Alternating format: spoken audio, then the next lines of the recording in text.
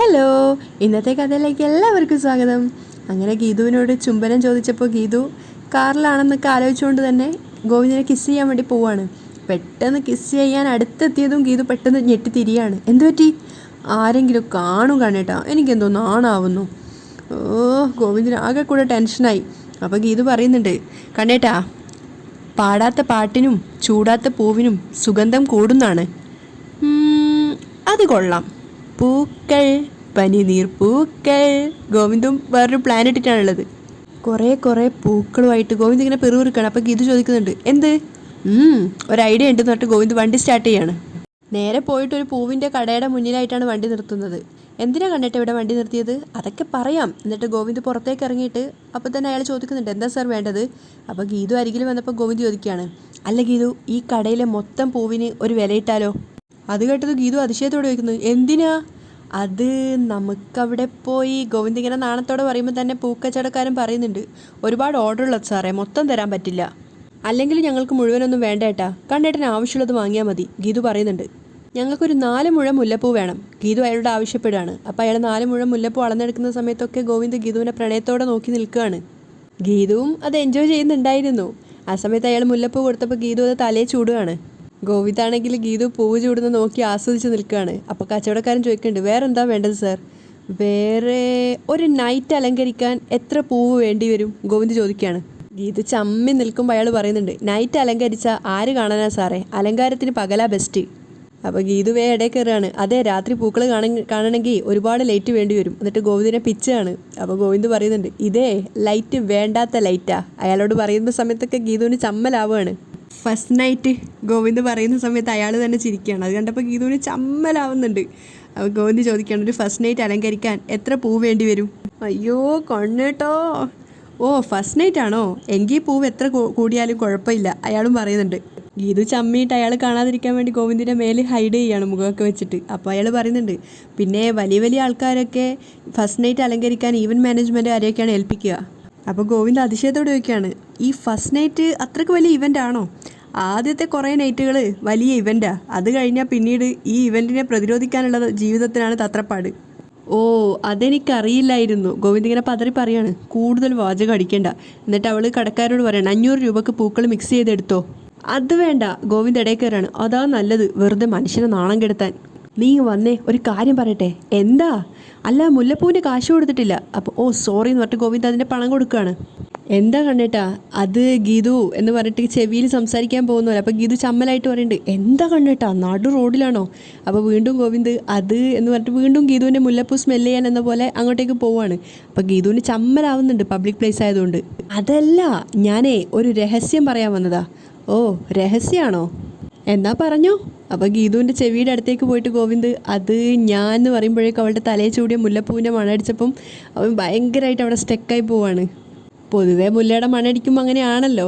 ഗോവിന്ദ് ഒന്നും പറയാത്തണ്ടപ്പോൾ ഗീതു തള്ളി മാറ്റാണ്. വേഗം കാര്യം പറ. പറയാം. ഗോവിന്ദിന് കൺട്രോൾ ചെയ്യാൻ പറ്റുന്നുണ്ടായിരുന്നില്ല. അവൻ സ്മെല്ലിന് ഇങ്ങനെ പിടിച്ചു വെക്കുകയാണ്. ഗീതുവിനത് മനസ്സിലാവുന്നുണ്ട്.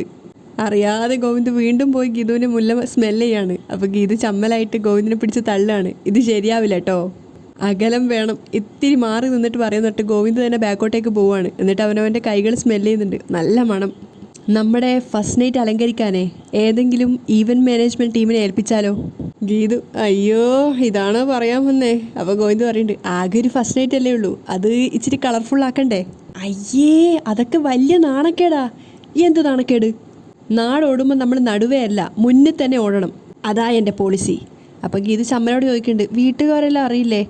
ആരും അറിയാതെ ഞാൻ ബുദ്ധിപരമായിട്ട് കൈകാര്യം ചെയ്തോളാം. നീ കൂടെ നിന്ന് തന്നാൽ മാത്രം മതി. ഗീതു ചമ്മലായിട്ട് ചോദിക്കുന്നുണ്ട്, അത് വേണോ? വേണം, ഞാനത് തീരുമാനിച്ചു കഴിഞ്ഞു. അല്ല കണ്ണേട്ടാ, ഗീതു ഇങ്ങനെ ചമ്മി നിൽക്കുകയാണ്. ആ സമയത്ത് അജാസ് ഗീതുവിൻ്റെ കാർ എടുക്കാൻ വേണ്ടിയിട്ട് ഗോവിന്ദ് പറഞ്ഞത് പ്രകാരം അവിടെ എത്തിയിട്ടുണ്ടായിരുന്നു. അപ്പോൾ കാറിൽ കയറിയപ്പോഴാണ് ഗോവിന്ദിൻ്റെ ഫോണ് പോകുന്നത്. എന്താ? ഹലോ സർ, ഗീതുവിൻ്റെ കാർ എടുത്തോ? അജാസിനോട് ഗോവിന്ദ് ചോദിക്കുന്ന കേട്ടപ്പോൾ ഗീതു ഞെട്ടുകയാണ്. ഇക്കയാണോ വിളിച്ചത്? എൻ്റെ ഈശ്വര, ഗീതു ഞെട്ടുകയാണ്. അപ്പം അജാസ് പറയുന്നുണ്ട്, എടുത്തു സർ, ഞാനത് അറക്കലേക്ക് എത്തിക്കാം. ഞാൻ വിളിച്ചതേ വേറൊരു കാര്യം പറയാൻ വേണ്ടിയിട്ടാ. ഗീതു ഇങ്ങനെ പറയുന്നുണ്ട്, അയ്യോ വേണ്ട, ദൈവമേ കണ്ണേട്ടൻ ഇപ്പോൾ ഫസ്റ്റ് നൈറ്റിൻ്റെ കാര്യം പറയും. അജാസിൻ്റെ പരിചയത്തിലൊരു ഈവൻറ്റ് മാനേജ്മെൻറ്റ് ടീമില്ലേ, നമ്മൾ ബർത്ത്ഡേക്കൊക്കെ വിളിക്കാറുള്ള?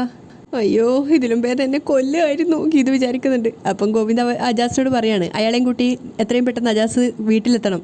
ഞാൻ അയാളെ വിളിച്ച് സാറിനെ വിളിക്കാൻ പറയാം. അത് പോരാ അജാസ്, ഇന്ന് ഒരു ഇവന്റ് നടത്താനുണ്ട്. ഗീതുവിനെ നോക്കിക്കൊണ്ട് ഗോവിന്ദ് പറയാണ്. അണ്ണേട്ടോ ഗീതു ചമ്മി ഐസാവാണ്. അപ്പം അജാസും ചോദിക്കുന്നുണ്ട് ഇന്നോ? അതെന്ത് ഇവൻ്റാണ് സർ? ഇവൻ്റ് ഗീതുവിന് ഉമ്മ വെക്കാൻ പോകണം. അതിനിടെ പറയും ഇവൻ്റ് എന്താണെന്ന് താൻ അറിയണ്ട, അത് ഞാൻ അയാളോട് പറഞ്ഞോളാം. അജാസ് സംശയത്തോടെ നിൽക്കുകയാണ് എന്തായിരിക്കും കാര്യം എന്ന് വിചാരിച്ചിട്ട്. അപ്പം ഗോവിന്ദ് പറയുന്നുണ്ട് അയാളെയും കൊണ്ട് എത്രയും പെട്ടെന്ന് എത്തണം. ഇവൻ്റ് തുടങ്ങാനേ നമ്മുടെ മുന്നിൽ വളരെ കുറച്ച് സമയമേ ഉള്ളൂ. സർ കാര്യത്തിൻ്റെ ഗൗരവം എനിക്ക് മനസ്സിലായി, ഞാൻ വേണ്ടതുപോലെ ചെയ്തോളാം. ഓക്കെ താങ്ക് യു എന്നൊക്കെ പറഞ്ഞിട്ട് ഗോവിന്ദ് കോൾ കട്ടിയാണ്. അപ്പോൾ ഗോവിന്ദ് പറയുന്നുണ്ട് അജാസ് വളരെ സിൻസിയറായിട്ട് ഇത് ചെയ്യുമെന്ന് എനിക്കറിയാം, അതുകൊണ്ടാണ് തന്നെ ഇത് ഏൽപ്പിച്ചതേ. Okay sir thank you, I will do my level best.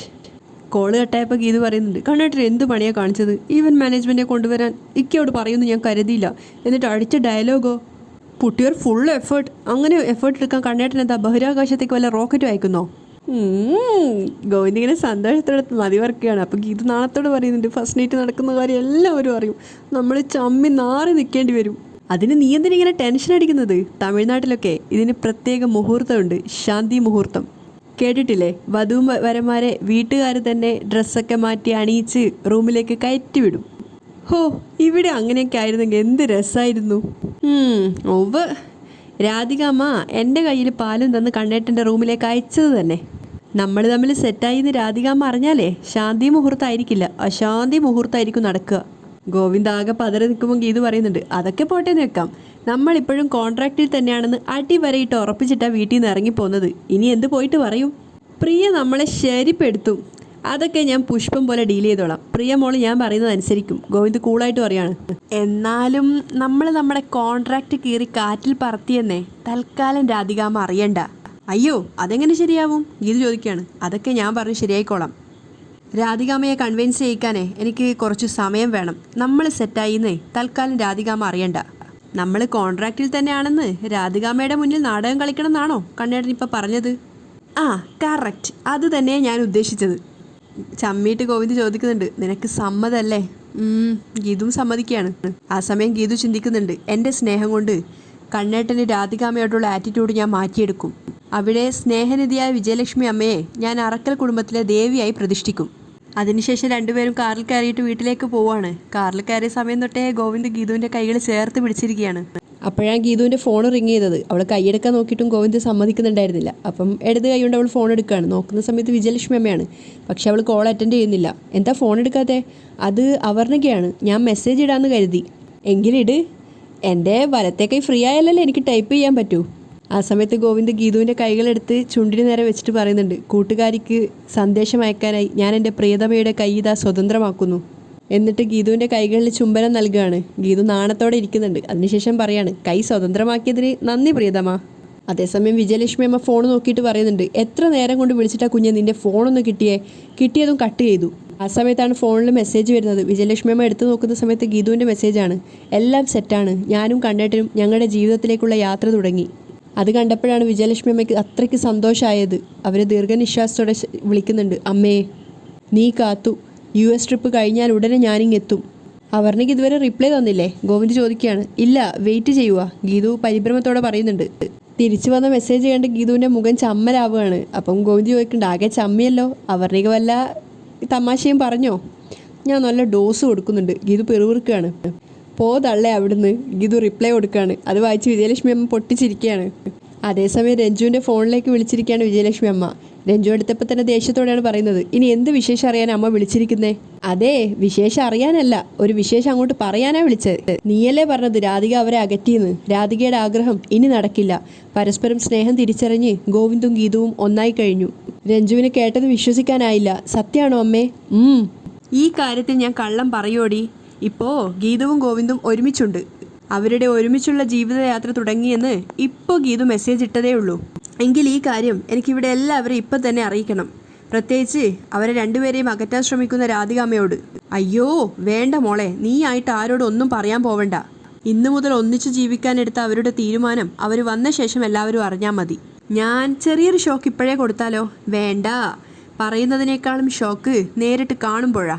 Vijayalakshmi പറയാണ്. ഗോവിന്ദ് ഗീതുവിൻ്റെ കയ്യും പിടിച്ച് രാധികയുടെ മുന്നിൽ ചെന്ന് നിന്ന് അവരുടെ തീരുമാനം പറയട്ടെ. അപ്പോ ചമ്മി ചോര വാർന്ന് അവളുടെ മുഖം കാണാൻ പറ്റില്ലല്ലോ എന്നുള്ള വിഷമം മാത്രമേ എനിക്കുള്ളൂ. അത് നേരിട്ട് കാണണമെങ്കിലേ അമ്മ ഇങ്ങോട്ടേക്ക് വാ. ഇല്ല, അതിനുള്ള സമയമായിട്ടില്ല. തൽക്കാലം എനിക്ക് വേണ്ടിയിട്ടേ മോള് ആ കാഴ്ച കണ്ട് അങ്ങ് ആസ്വദിക്ക്. രഞ്ജു സന്തോഷത്തോടെ ഫോൺ കട്ട് ചെയ്യാണ്. ആ സമയത്ത് ഗോവിന്ദ് ഗീതുവും വന്നിട്ടുണ്ടായിരുന്ന കാറ് വീട്ടിലെത്തിയിട്ടുണ്ടായിരുന്നു. രണ്ടുപേരും കാറിൽ നിന്ന് ഇറങ്ങാതെ പരസ്പരം കണ്ണു നോക്കി നിൽക്കുകയാണ്. വീടെത്തി. ഗോവിന്ദ് പറയാണ്, ആരുടെ വീട്? നമ്മുടെ വീട്. ഇറങ്ങാം. രണ്ടുപേരും ഡോറ് തുറന്നിട്ട് ഇറങ്ങുകയാണ്.